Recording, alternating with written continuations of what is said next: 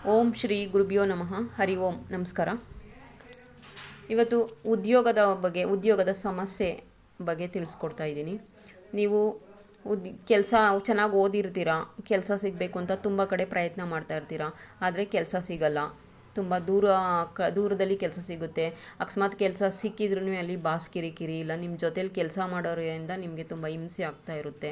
ಮತ್ತು ಸ್ವಂತ ವ್ಯಾಪಾರ ಮಾಡಬೇಕು ಅಂತ ಬಯಸ್ತೀರಾ. ಸ್ವಂತ ವ್ಯಾಪಾರ ಮಾಡೋದಕ್ಕೆ ತುಂಬ ಬಂಡವಾಳ ಹಾಕಿ ವ್ಯಾಪಾರಕ್ಕೆ ಶುರು ಮಾಡ್ಕೋತೀರಾ. ಆ ವ್ಯಾಪಾರದಲ್ಲಿ ತುಂಬ ಚೆನ್ನಾಗೇ ವ್ಯಾಪಾರ ಆಗುತ್ತೆ, ಎಲ್ಲ ಸಾಲ ಅಂತ ತೊಗೋತಾರೆ, ವಾಪಸ್ ನಿಮಗೆ ದುಡ್ಡು ಕೊಡಲ್ಲ. ಲಾಸ್ ಮಾಡ್ಕೋತಾ ಇರ್ತೀರಾ, ಲಕ್ಷಾಂತರ ರೂಪಾಯಿ ಲಾಸ್ ಆಗ್ತಾ ಇರುತ್ತೆ ನಿಮಗೆ ಗೊತ್ತಿಲ್ಲದೆ.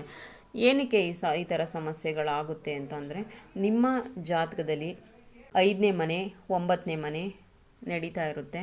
ಮತ್ತು 8ನೇ ಮನೆ 12ನೇ ಮನೆ ನಡೆದ್ರೆ ನಿಮಗೆ ಕೆಲಸಗಳು ಸಿಗಲ್ಲ. ಅಕಸ್ಮಾತ್ ಕೆಲಸಗಳು ಸಿಕ್ಕಿದ್ರೂ ನಿಮಗೆ ಅಲ್ಲಿ ಬರ್ತಾ ಇರೋ ಸ್ಯಾಲ್ರಿ ನಿಮಗೆ ಕಡಿಮೆ ಪ್ರಮಾಣ ಬರ್ತಾ ಇರುತ್ತೆ. ತುಂಬ ಸಾಲ, ನಿಮ್ಮ ಮನೆ ಖರ್ಚು ಮತ್ತು ಮನೇಲಿರೋ ಒತ್ತಡದ ಸಮಸ್ಯೆಗಳಿಗೆ ನಿಮಗೆ ಸಾಲ್ತಾ ಇರಲ್ಲ. ಮತ್ತಷ್ಟು ಬೇಕು ಅಂತ ನೀವು ಕೆಲಸ ಮಾಡ್ತಾ ಇದ್ರೂ ಕೆಲಸನ ಬಿಡೋ ಸನ್ನಿವೇಶ ಬರುತ್ತೆ.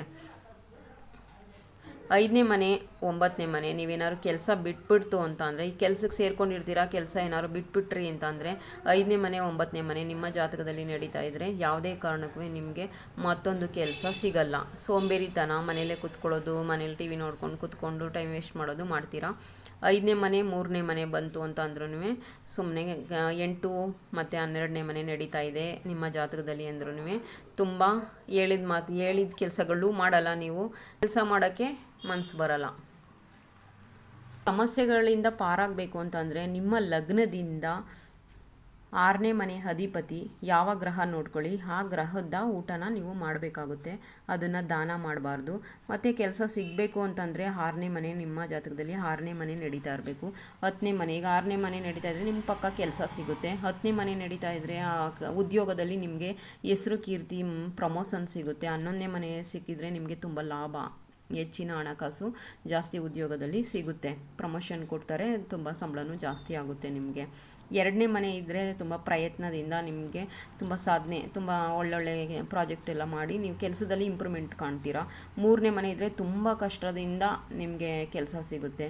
9ನೇ ಮನೆ ನಡೀತಾ ಇದ್ದರೆ ನಿಮಗೆ ಬೇರೆ ಕೆಲಸಕ್ಕೆ ಹೋಗಬೇಕು ಅನ್ನೋ ಒಂದು ಮನಸ್ಥಿತಿ ನಿಮಗೆ ಬರುತ್ತೆ. 9ನೇ ಮನೆ ನಡೀತಾ ಇದ್ದರೆ ನಿಮಗೆ ಅದೃಷ್ಟದಿಂದನೂ ಕೆಲಸ ಸಿಗುತ್ತೆ.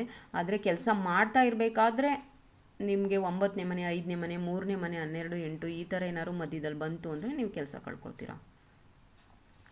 ನೀವು ಜಾತಕ ಚೆಕ್ ಮಾಡಿಸ್ಕೊಳ್ಳಿ, ಮತ್ತು ನಿಮಗೆ ಗೊತ್ತಿದ್ದರೆ ಜಾತಕನ ನೋಡ್ಕೊಳ್ಳಿ.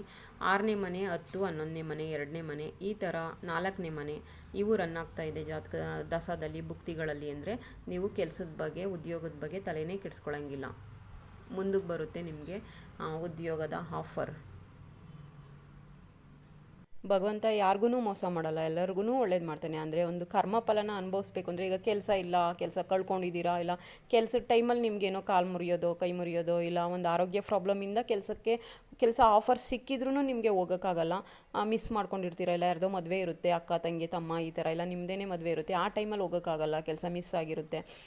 ಈ ಥರ ನಿಮಗೆ ಆ ಕರ್ಮಫಲದಿಂದ ನೀವು ಕೆಲಸ ಇಲ್ಲ ಅಂತ ಮನೆಯವ್ರ ಹತ್ರ ಎಲ್ಲ ಬೈಸ್ಕೊತಾ ಇರ್ತೀರಾ. ಮತ್ತು ಆ ಟೆನ್ಷನಲ್ಲಿ ಹೋಗಿ ಕುಡಿತಕ್ಕೆ ಬಲಿಯಾಗೋದು, ಜೂಜು, ಬೇರೆ ದುಷ್ಟ ಚಟಗಳಿಗೆ ಬಲಿಯಾಗೋದು ಮಾಡ್ಕೋಬೇಡಿ. ಒಂದು ಒಳ್ಳೆ ಟೈಮ್ಗೋಸ್ಕರ ಕಾಯಿರಿ. ಹಾಗೆಯೇ ಒಂದು ನಿಮ್ಮ ಮನೆ ದೇವ್ರಿಗೆ ಒಂದು ಸರಿ ಭೇಟಿ ಕೊಡಿ, ಪೂಜೆ ಮಾಡಿಸ್ಕೊಂಡು ಬನ್ನಿ.